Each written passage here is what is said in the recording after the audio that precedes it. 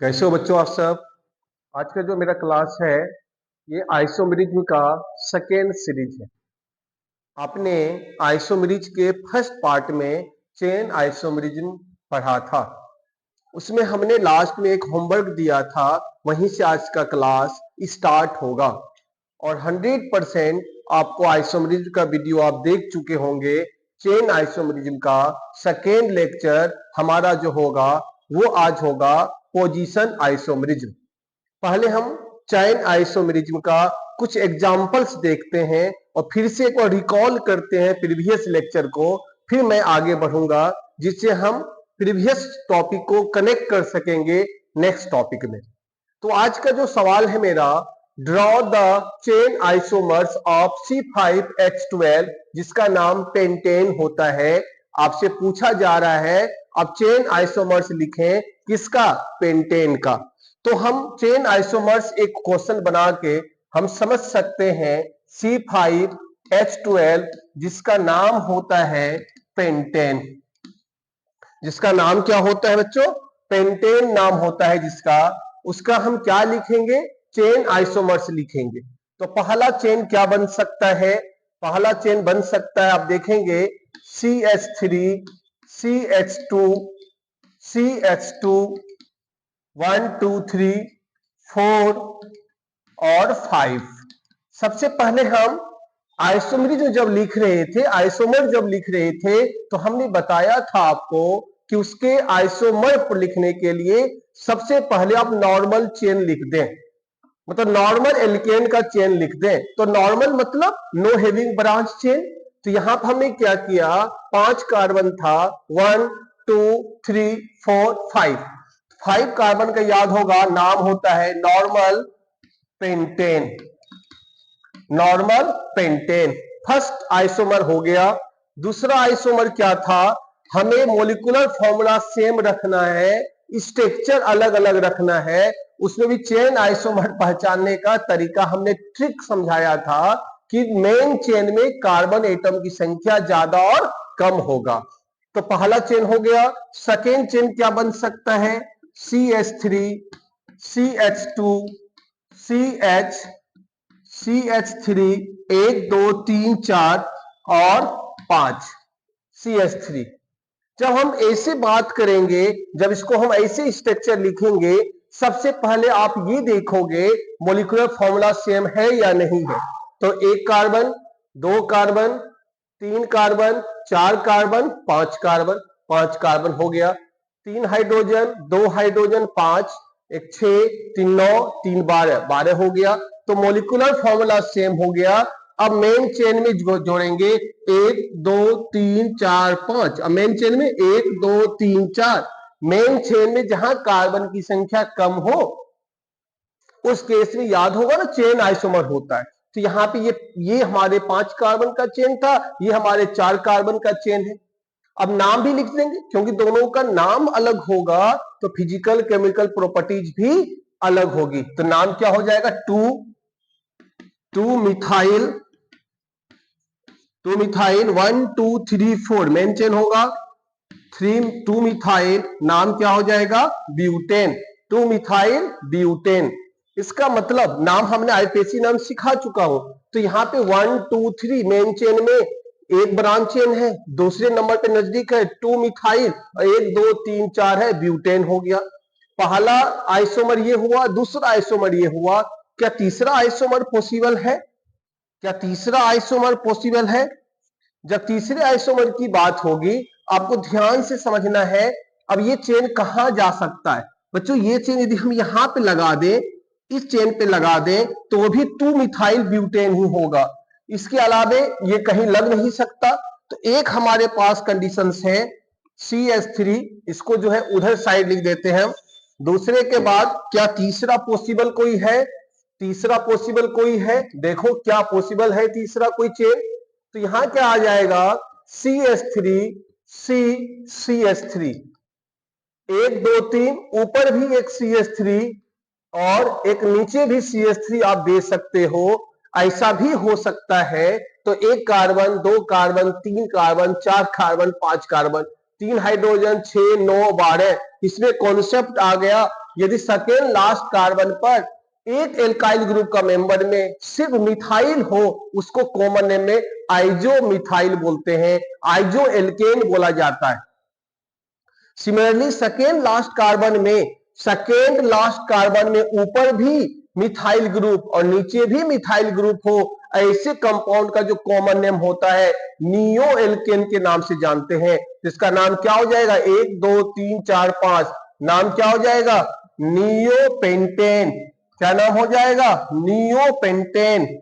यदि हम इसका आईयूपीएसी नाम लिखें, यदि हम इसका आईयूपीएसी नाम लिख दें तो क्या आ जाएगा, याद होगा 1 2 3, तो 2 के ऊपर भी और नीचे भी क्या आ जाएगा 2 2, 2 2, नीचे भी ऊपर भी, और दोनों जगह पे है क्या, मिथाइल है, तो क्या आ जाएगा, डाई मिथाइल।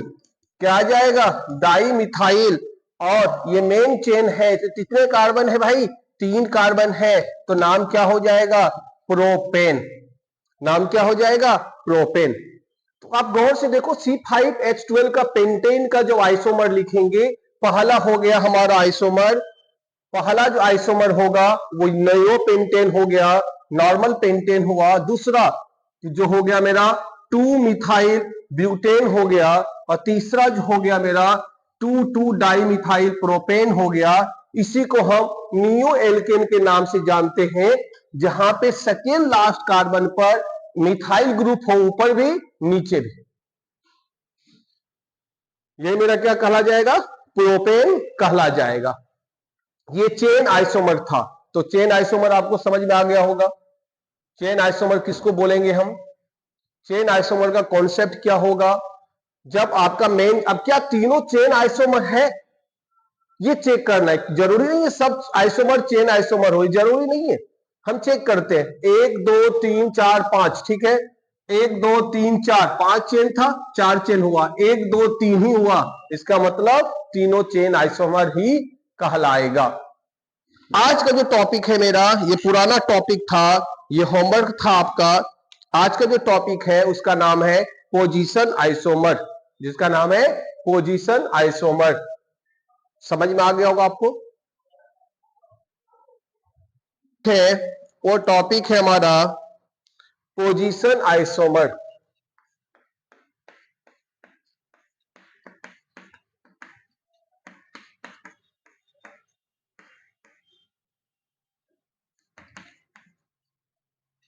हमारा जो टॉपिक है उस टॉपिक का नाम है पोजीशन आइसोमर।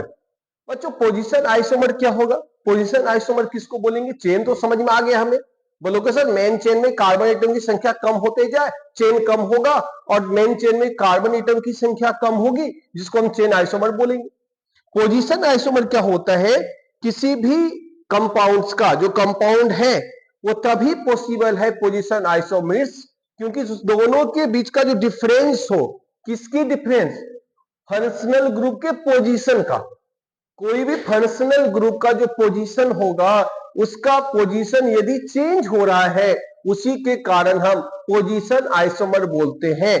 इट जनरेट, ये कब पॉसिबल है याद रखेंगे, इट जनरेट, आपको ये हमेशा याद रखना है, इट जनरेट किसके कारण जनरेट होगा, due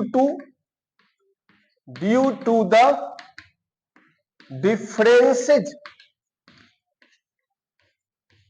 due to the differences, किसके डिफरेंसेस था, in the differences in the position of functional group, position of differences किसके बीच, position of the same functional group, position of the, एक वर्ड इसमें जोड़ दो बच्चों, इस वर्ड जोड़ दो, एक function of the, position of the, एक वर्ड जोड़ दो, सेम फंक्शनल ग्रुप, पूरा ही नाम लिख देता हूं, same functional group, same functional group. आपको ये समझ में आएगी क्या होता है पोजीशन आइसोमर। बच्चों पोजीशन आइसोमर दिमाग में याद होगा, पोजीशन मतलब पोजीशन, किसका पोजीशन चेंज होगा, फंक्शनल ग्रुप का पोजीशन चेंज होगा, जिसके पोजीशन चेंज हो जाए उसी के कारण पोजीशन आइसोमर बन सकता है।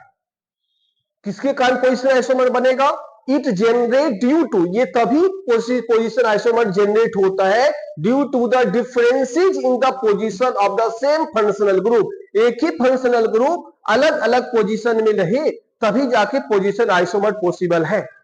एक एग्जांपल देखते हैं हम, एग्जांपल देखते हैं तब समझ में आपको आएगा। CH3 CH2 CH2 Cl। अब आपका इसका नाम याद होगा, क्या लिखेंगे? लिखवा चुका हूं नाम, आपको याद भी होगा आईयूपीएसी नाम। क्या हो जाएगा? 1 क्लोरो 1 2 3 प्रोपेन, 1 क्लोरो प्रोपेन नाम हो जाएगा। लेकिन इसका पोजीशन क्या है? आप गौर से देखो, 1 नंबर है, ये 2 नंबर है, 3 नंबर है। तो ये क्लोरीन जो भी प्रेजेंट है कितने नंबर कार्बन पे है? 1 नंबर कार्बन पे प्रेजेंट है। इसका नाम क्या हो जाएगा? 1 क्लोरो, क्या नाम होगा? प्रोपेन। क्या नाम होगा आईयूपीएसी? आईयूपीएसी नेम क्या होगा? 1 क्लोरो प्रोपेन। अब इसका पोजीशन 1 कार्बन पे था। अब इसी का पोजीशन यदि CH3 CH Cl और CH3 लिख दें, गौर से देखना, तो यहां पे इसको गौर से आप देखोगे, इसको देखोगे गौर से और इसको देखोगे गौर से, तो इसका पोजीशन जो भाई था वो 1 था और इसी कंपाउंड का पोजीशन यहां 1 2 3, ये 2 पे आ रहा है। ये अभी 1 पे था, ये अभी 2 पे आ रहा है, जिसके पोजीशन में क्या हो गया? चेंज हो गया। ऐसे आइसोमर को क्या बोलेंगे? पोजीशन आइसोमर बोलेंगे। इसका नाम कोई लिखने बोलेगा, क्या नाम लिखोगे भाई? इसका नाम क्या हो जाएगा? 2 क्लोरो, क्योंकि दूसरे नंबर पे क्लोरीन है, क्लोरो 1 2 3, क्या नाम आ जाएगा? 2 क्लोरो प्रोपेन। क्या नाम आ जाएगा? 2 क्लोरो प्रोपेन। तो ये पोजीशन आइसोमर आपको समझ में आया होगा। पोजीशन आइसोमर तभी पॉसिबल है, it generate due to differences in the position of same functional group. एक ही सेम, मतलब क्लोरीन क्लोरीन ही हो, इसीलिए हमने एक वर्ड कटवा यहां लिखवाया सेम। यदि क्लोरीन है तो यहाँ क्लोरीन, यहाँ OH होगा तो OH, COH होगा COH। सेमी फंक्शनल ग्रुप का पोजीशन क्या हो जाए? चेंज हो जाए, ऐसी आइसोमर को हम पोजीशन आइसोमर बोलेंगे। Concept clear? कोई पूछेगा पोजीशन आइसोमर कब पॉसिबल है, बच्चों आप जवाब दोगे सर ये तभी पॉसिबल है जब जनरेट तभी हो सकता है जब उसके पोजीशन का डिफरेंस सेम फंक्शनल ग्रुप का अलग अलग हो, उसका पोजीशन अलग अलग होगा तभी वो पॉसिबल हो सकता है। हम आपके सामने एक एग्जांपल दिए, इसका नाम है 1 क्लोरोप्रोपेन, इसका नाम है 2 क्लोरोप्रोपेन, और दोनों के मॉलिक्यूलर फॉर्मूला सेम है। 1 2 3 कार्बन है, 3 2 5 2 7। इसका फॉर्मूला जो है मॉलिक्यूलर फॉर्मूला क्या आ जाएगा?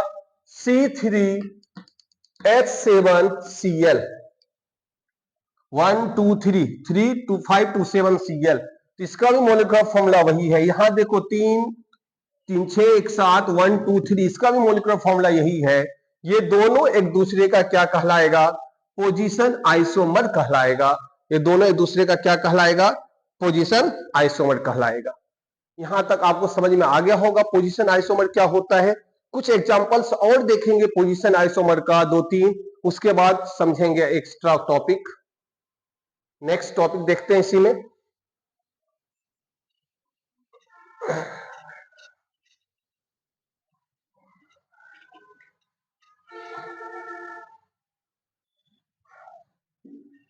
इसमें एक और एग्जाम्पल देखते हैं हम, दूसरा नंबर एग्जाम्पल देखते हैं। मान लेते हैं CH3 CH2 CH2 CH double bond,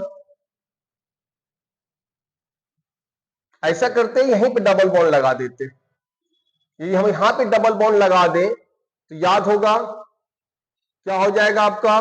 2 1 3 1 4, और यहां पे कर देते हैं हम क्या, ऐसे कर दो डबल बॉन्ड CH2 और CH3। अब गौर से देखोगे, यदि आप गौर से देखोगे यहां पे तो आपको समझ में आएगा कि ये फंक्शनल आइसोमर जो होता है वो क्या होता है, पोजीशन आइसोमर क्या होता है। तो यहां पे यदि इसका नाम लिखोगे आप बच्चों, इसका यदि नाम लिखोगे, ये सेकेंड बॉन्ड है, डबल बॉन्ड की बात कर रहे हैं हम। इसका यदि फंक्शनल ग्रुप की बात बोले, हमें आपको नाम लिखने की बात बोला जाए, तो याद होगा डबल बॉन्ड का भी पोजीशन लिखना जरूरी होता है। इसका नेमिंग करते हैं 1 2 3 4। तो ये सेकेंड पे आ रहा है, इधर से 3 पे आ रहा है। इसका नाम कैसे लिखेंगे, 2 दे देंगे, 1 2 3 4, 4 कार्बन का क्या होता है, ब्यूटीन, 2 ब्यूटीन ये लिख सकते हो, या क्या लिख सकते हो, ब्यूट 2 इन, दोनों में कुछ भी आप लिख सकते हो, ब्यूट 2 इन। तो आपको समझना क्या है, ये डबल बॉन्ड किसका हो रहा है, 1 2 3 4, 4 कार्बन का नाम याद करो, C4 और 3 2 5 1 6, 3 1 4 2 6 3 9, C4H9 हो रहा है, C4H9 हो रहा है ये फॉर्मूला। तो ये आप याद रखेंगे, ये 2 ब्यूटीन होता है, 2 ब्यूटीन होता है ये, और ये ब्यूटीन में पहला ग्रुप आपका आ गया। कुछ समझ में आया, इसका आईपीसी नाम हमने लिखा, 1 2 था, 2 का डबल बॉन्ड दिया, डबल बॉन्ड का पोजीशन छोटा वाला, 1 2 3 4 ब्यूट हुआ, डबल बॉन्ड का EN ही लगता है, 2 ब्यूटीन हो गया। अब क्या करते हैं, इसका आइसोमर लिख रहे हैं। तो आइसोमर किसका लिख रहे हो आप, C4H9 का। तो अब देखते हैं ये CH3 कहां कहां हो सकता है, CH3 CH, ये डबल बॉन्ड का पोजीशन अभी 2 पे था, ये डबल बॉन्ड का पोजीशन यहां भी हो सकता है। तो CH2 फिर CH डबल बॉन्ड CH2। अब गौर से देखोगे इस स्ट्रक्चर को, तो इसका नाम क्या हो जाएगा कि डबल बॉन्ड का पोजीशन अब कितने कार्बन पे है, 1 कार्बन पे ही डबल बॉन्ड है, 1 2 3 4। तो इसका नाम क्या लिख सकते हो, 1 ब्यूटीन, 1 ब्यूटीन लिखेंगे। तो आप देखो इसका पोजीशन, इस डबल बॉन्ड का पोजीशन यहां 1 पे है, और इस डबल बॉन्ड का पोजीशन यहां 2 पे है। तो इसके पोजीशन में चेंज हुआ, यही एक दूसरे का क्या कहलाएगा, पोजीशन, पोजीशन आइसोमर। क्या कहलाएगा भाई मेरे, पोजीशन आइसोमर कहलाएगा। तो पोजीशन आइसोमर क्या होगा, जब किसी फंक्शनल ग्रुप का पोजीशन किसी खास जगह से दूसरे जगह पे चला जाए, ऐसे ग्रुप को, ऐसे समूह को, ऐसे चेन को, ऐसे आइसोमर को हम पोजीशन आइसोमर ही बोलेंगे। क्लियर हो गया सबको। ऐसे ऐसे यदि पोजीशन आपको चेंज मिल जाए किसी फंक्शनल ग्रुप का, किसी पोजीशन का, तो वो हमेशा पोजीशन आइसोमर ही कहलाएगा। एक एग्जांपल और समझते हैं हम, तब आगे बढ़ेंगे। एक एग्जांपल और देखते हैं क्या हो सकता है। एल्कोहल ग्रुप का एक ले लेते हैं हम, एल्कोहल ग्रुप का हम एक ले लेते हैं, उसके बाद देखते हैं क्या होगा। CH3 CH2 CH2 CH2OH। अब गौर से देखो ये एल्कोहल ग्रुप का मेंबर है, याद होगा। तो यहां पे जहां पे फंक्शनल ग्रुप जुड़ जाए वहीं से नेमिंग स्टार्ट होगा, 1 2 3 और 4। तो इसका नाम क्या होगा, 1 पे है तो इसका नाम क्या हो जाएगा, 1 2 3 4। 4 का नाम याद होगा, ब्यूट होता है। उसमें AN जोड़ेंगे, E को हटाएंगे, 1 जोड़ोगे, ऑल लिखोगे, ब्यूटेन 1 ऑल। या 1 लिखो या ना लिखो तो और क्या लिखा जाएगा, ब्यूटेनॉल, ब्यूटेनॉल। ये आपको याद रखना, एक हमने स्ट्रक्चर लिया, यहां पे हमें क्या देखना है, ये आपका फंक्शनल ग्रुप का पोजीशन है, ये 1 कार्बन पे है। यदि इसका पोजीशन अब 1 से हट के 2 पे चला जाए, ये कैसा आइसोमर कहलाएगा, पोजीशन आइसोमर कहलाएगा। क्योंकि नाम चेंज होगा, फिजिकल केमिकल प्रॉपर्टीज भी चेंज हो जाएगी, लेकिन इस फंक्शनल ग्रुप के पोजीशन चेंज होने के कारण उसके फिजिकल केमिकल प्रॉपर्टीज अलग होगा। ऐसे आइसोमर को हम क्या बोलेंगे भाई मेरे, पोजीशन आइसोमर। समझ में आ गया होगा, मन खुश हो गया होगा आपका। दूसरा इसका क्या बन सकता है, CH3 CH2 CH, इसके नीचे यदि OH लिख दें और CH3 लगा दें तो 1 2 3 4, 1 2 3 4 याद होगा। अब यहां पे क्या नाम हो जाएगा, गौर से देखो। 1 पे था, 2 पे था, 3 पे था, 4 पे था। ये पोजीशन किस पे आ गया, 2 पे आ गया। ये पोजीशन किस पे था, 1 पे था। इसका पोजीशन अभी 1 पे और इसका पोजीशन अभी 2 पे। ये 2 पे, ये 1 पे, दोनों का पोजीशन में क्या हुआ, चेंज हुआ। ऐसे आइसोमर का नाम क्या होगा, पोजीशन आइसोमर ही कहलाएगा। तो नाम क्या लिख दोगे, याद होगा क्या नाम लिखोगे, 1 2 3 4। 4 का नाम क्या हो जाता है, ब्यूटेन लगा दोगे, 2 लिख दोगे, ऑल लिख दोगे, ब्यूटेन 2 ऑल, या 2 ब्यूटेनॉल, या क्या लिख दोगे, 2 ब्यूटेनॉल। तो ये दोनों फिर एक दूसरे का, ये दोनों एक दूसरे का क्या कहलाएगा, बताओ भाई मेरे, पोजीशन, पोजीशन आइसोमर कहलाएगा। ये पूरा फिनोमिनन पोजीशन आइसोमेरिज्म के नाम से जाना जाएगा। तो ये आपको 100% समझ में आया होगा क्या होता है पोजीशन आइसोमर, क्या होता है चेन आइसोमर। इस वीडियो को आप फिर से देखें। अगला जो हमारा आएगा पोजीशन आइसोमर के बाद जो टॉपिक है फंक्शनल ग्रुप आइसोमर। हर एक टॉपिक का एक एक वीडियो जो आप समझते ही चले, उसके बाद मैं समराइज कर दूंगा। तो आपने चेन आइसोमर बहुत सारे बच्चों ने देखा, अच्छा लगा, कमेंट भी अच्छे अच्छे आए। आज का जो टॉपिक है पोजीशन आइसोमर, इसको भी आप देखो, समझो। और जब तक हम हैं ऑर्गेनिक सिखा के ही दम लेंगे, आपको टेंशन लेने की जरूरत नहीं है। तब तक आराम से देखें, खुश रहें,